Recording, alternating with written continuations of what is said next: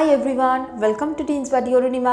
आज के दशम श्रेणीर प्रथम चैप्टारेर मानव चक्षुर विभिन्न अंशके छबिर माध्यमे बोझाबार चेष्टा करब एबं तादेर काजगुलोकेও आलोचना करब। चलो शुरू करा जाक। देखो এই যে আমি ছবিতে এঁকেছি এটা একটা মানব চক্ষুর লম্বচ্ছেদে মানব চক্ষুর বিভিন্ন অংশকে এঁকেছি। এই যে মানব চক্ষুর যদি আমরা লম্বালম্বিভাবে ডাইসেক্ট করি তাহলে এটার বাইরে তিনখানা আবরণ দেখা যায়। ঠিক আছে, এই আবরণগুলোকে আমি বাইরের থেকে ভিতর দিকে এরমভাবে প্রকাশ করছি। যেমন প্রথমটা হলো স্ক্লেরা বা শ্বেতমণ্ডল, তার ভিতরে আছে এই যে নীল রঙের যে আবরণটা এঁকেছি সেটা হলো কোরয়েড বা কৃষ্ণমণ্ডল, তারও ভিতরে এই যে পিঙ্ক রঙের যে আবরণটা এঁকেছি সেটা হলো রেটিনা বা অক্ষিপট। এবার দেখো এগুলোর কাজ কি। স্ক্লেরার কাজ হলো এই কোরয়েডকে রক্ষা করা, কোরয়েডের কাজ হলো রেটিনাকে রক্ষা করা, আর রেটিনার কাজ হলো এর মধ্যে প্রতিচ্ছবি তৈরি করা। আবার নামটা দেখো, এই কৃষ্ণমণ্ডল নাম থেকেই বুঝতে পারছো যে এই অংশের রং খুব ডার্ক হয়। কারণ হলো কি, এখান থেকে তো আলো ঢোকে এবং এইখানে প্রতিচ্ছবি সৃষ্টি করে, আর অতিরিক্ত যে আলো চোখের মধ্যে প্রবেশ করে সেইটাকেই শোষণ করে নেয় এই কোরয়েড বা কৃষ্ণমণ্ডলে। এই অতিরিক্ত আলোক শোষণের মাধ্যমেই এরা রেটিনাকে ভালো রাখে। তাহলে এই তিনটে আবরণ হলো স্ক্লেরা বা শ্বেতমণ্ডল, কোরয়েড বা কৃষ্ণমণ্ডল, রেটিনা বা অক্ষিপট। এই যে স্ক্লেরা এটা চোখের 5/6 অংশ দখল করে আছে এবং সেইটা কিন্তু এরকমভাবে চোখের আবরক হিসাবে কাজ করছে। আর এই স্ক্লেরাটাই সম্মুখ ভাগে এসে এরকম উত্তলাকার হয়ে গেছে। দেখো এই যে আমি স্তরটা এঁকেছি এটাই সামনের দিকে এসে এরকম উত্তলাকার হয়ে গেছে।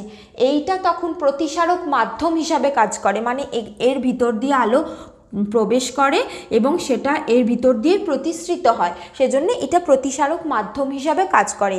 এইটার নাম হলো কর্নিয়া বা অচ্ছদ পটল।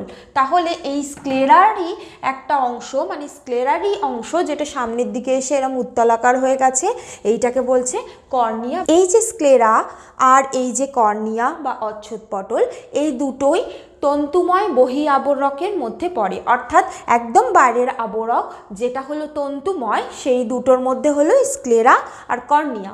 এর পরের স্তর হলো রক্তবাহময় মধ্য আবরক, যেটার মধ্যে পড়ে তিনটি জিনিস, একটা হলো কোরয়েড, আর একটা হলো এই সিলিয়ারি বডি, আর একটা হলো এই আইরিশ বা কনিনিকা। তাহলে কোরয়েডের কাজ তো আমি আগেই বললাম। আর এখানে আছে সিলিয়ারি বডি, যেটা এই যে লেন্সটার সাথে যুক্ত রাখতে সাহায্য করে। ঠিক আছে, এবং লেন্সের আকারটাকে কখনো এরম লেন্সটাকে এরকম চ্যাপ্টা করে এবং কখনো এরমভাবে উত্তল করতে সাহায্য করে। এই যে সিলিয়ারি বডি এটা সিলিয়ারি প্রসেস আর সিলিয়ারি পেশি দ্বারা গঠিত।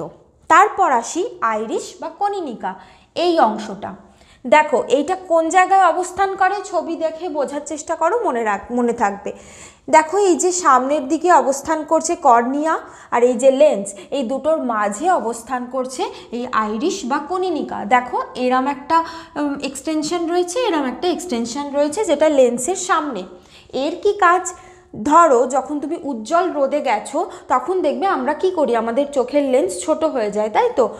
তার মানে কি, তখন এই আইরিশ দুটো এরকম এগিয়ে আসে যাতে এখানে খুব বেশি আলো ঢুকে চোখের মধ্যে রেটিনার ক্ষতি না করে দেয়, সেইটাকে নিয়ন্ত্রণ করে। আবার ধরো আমরা একটু কম আলোতে গেছি, যেখানে গেলে দেখবে আমাদের কি হয়, যে এই আইবলগুলো বড় বড় হয়ে যায়, অর্থাৎ তখন এই কনিনিকাটা কি হয়ে যায়, সাইজে এরকম সংকুচিত হয়ে যায় যাতে এই যে আলো ঢোকার প্রবেশ পথটা বড় হয়ে যায়। ঠিক আছে, তাহলে এই আইরিশ বা কনিনিকার কাজ কি, লেন্সের ভিতরে কতটা আলো ঢুকবে সেইটাকে নিয়ন্ত্রণ করে।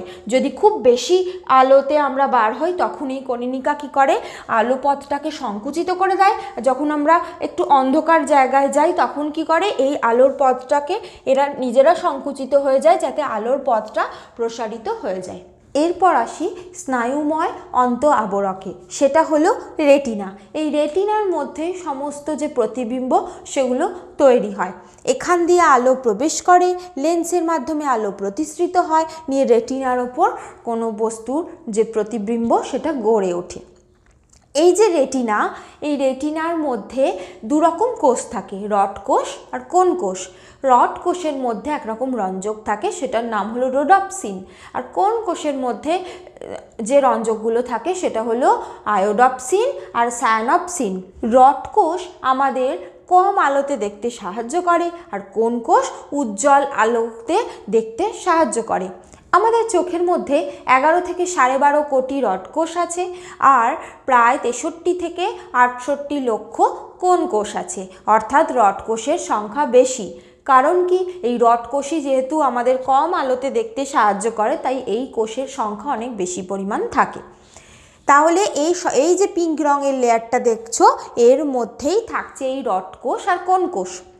এবার এই রেটিনার পড়বার সময় দুটো খুব গুরুত্বপূর্ণ পয়েন্ট আসে, একটা হলো অন্ধবিন্দু আর একটা হলো পীতবিন্দু। এই পীতবিন্দু কাকে বলে? রেটিনার মধ্যে যে অংশে কোন কোষের সংখ্যা সবচেয়ে বেশি থাকে, ফলে সেই অংশে সবচেয়ে ভালো তোমার প্রতিবিম্ব গঠিত হয়, সেইটাকে বলে পীতবিন্দু। যেমন হলো এই অংশটা হলো পীতবিন্দু, ঠিক আছে? এই দেখো একটা ছোটো মতো কার্ভ হয়েছে, এই অংশটা হলো পীতবিন্দু, ঠিক আছে? রেটিনার ওপর অবস্থিত এই অংশটা হলো পীতবিন্দু। আর অন্ধবিন্দু কাকে বলে? এই রেটিনার মধ্যে দেখো এমন একটা স্থানে এই যে অপটিক স্নায়ুগুলো এসে জমা হয়েছে, মানে এরকম অপটিক স্নায়ুগুলো একে অপরের সাথে এসে যুক্ত হয়েছে। এই অংশে কোনো আলোক সুবেদী কোষ থাকে না, মানে রড কোষ কোন কোষ কিছুই থাকে না, সেই জন্য এই অংশে কোনো রকম প্রতিবিম্ব গঠিত হয় না, তাই এই অংশকে বলে অন্ধবিন্দু। এই স্থানটা হলো অন্ধবিন্দু। আর এই যে অপটিক স্নায়ুগুলো, এগুলো সব এরকমভাবে যে বার হয়েছে, এটা হলো দ্বিতীয় করোটি স্নায়ু। আর এই স্নায়ুগুলো এরকমভাবে এখান দিয়ে বেরিয়ে গিয়ে আমাদের মস্তিষ্কের, গুরু মস্তিষ্কের দর্শন কেন্দ্রে গিয়ে মিলিত হয়। তাহলে আবরক নিয়ে আলোচনা এখানে শেষ হলো, মানে স্ক্লেরা, কোরয়েড, রেটিনা এই তিনটে নিয়ে আলোচনা হলো। আর এই স্ক্লেরারই ডিরাইভড অংশ সেটা হলো এই কর্নিয়া, তারপরে এই কোরয়েডই ডিরাইভড অংশ সেটা হলো এই সিলিয়ারি বডি আর আইরিশ, এগুলো নিয়েও আলোচনা হয়ে গেল। এরপর আসি প্রতিসারক মাধ্যম। দেখো প্রথম একদম সম্মুখভাগে যেটা রয়েছে সেটাই হলো একটা প্রতিসারক মাধ্যম, যেটা আমি বলেছি অলরেডি, এই কর্নিয়াটা হলো একটা প্রতিসারক মাধ্যম। তারপরে আসে কি, এই যে লেন্স আর এই যে কর্নিয়া, এই দুটোর মাঝের অংশে এই জায়গাটায় একটা ফ্লুইড থাকে, মানে এই লেন্সের সামনে আর এই কর্নিয়া থেকে এই লেন্সের পুরো এই অংশটা একটা তরল থাকে, ঠিক আছে? এই তরলটার নাম হলো অ্যাকুয়াস হিউমার। এই তরলটা কি করে? একটা প্রতিসারক মাধ্যম হিসাবে কাজ করে। আবার ঠিক একইভাবে এই লেন্সের পিছন থেকে রেটিনা অবধি, মানে এই যে বড় অংশটার মধ্যেও একরকম তরল থাকে, যেটাকে বলে ভিট্রিয়াস হিউমার। এই ভিট্রিয়াস হিউমারের কাজ কি? প্রতিসারক মাধ্যম হিসাবে কাজ করে। অর্থাৎ এখান দিয়ে ধরো আলো এরমভাবে প্রবেশ করলো, ঠিক আছে? এরমভাবে চোখে প্রবেশ করলো, এর ভিতর দিয়ে গিয়ে এরকমভাবে গিয়ে এরমভাবে ধরো এই অংশে গিয়ে এরমভাবে গিয়ে এইখানে গিয়ে একটা, ধরো তুমি এখানে একটা শিখা দেখেছো কোনো কিছুর, এইখানে গিয়ে একটা উল্টো শিখার এরকম প্রতিবিম্ব গঠিত হলো, ঠিক আছে?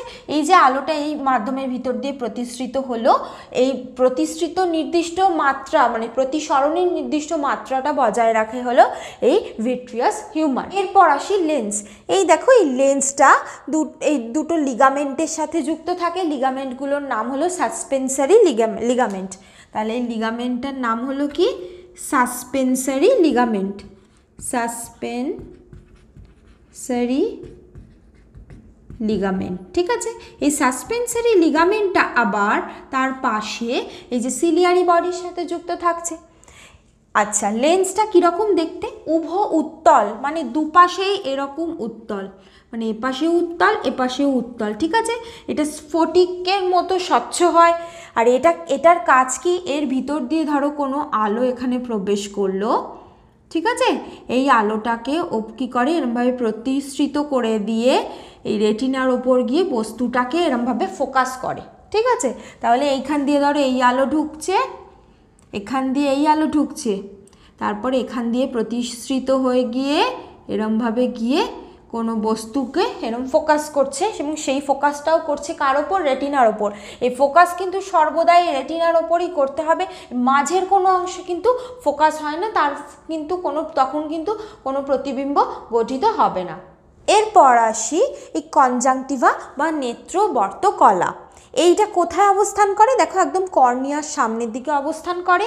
এটা কি করে? কর্নিয়াকে কোনো ঘর্ষণজনিত আঘাত থেকে রক্ষা করে, মানে এটা একটা চোখের ওপর প্রোটেক্টিভ লেয়ার বা রক্ষণাত্মক একটা আবরণ, যেটা এই কর্নিয়াকে, এই যে কর্নিয়া, এই লেয়ারটা তো কর্নিয়া, এটাকে বাইরের কোনো জিনিস থেকে, আঘাত থেকে বা কোনো ঘর্ষণজনিত কোনো আঘাত থেকে রক্ষা করে।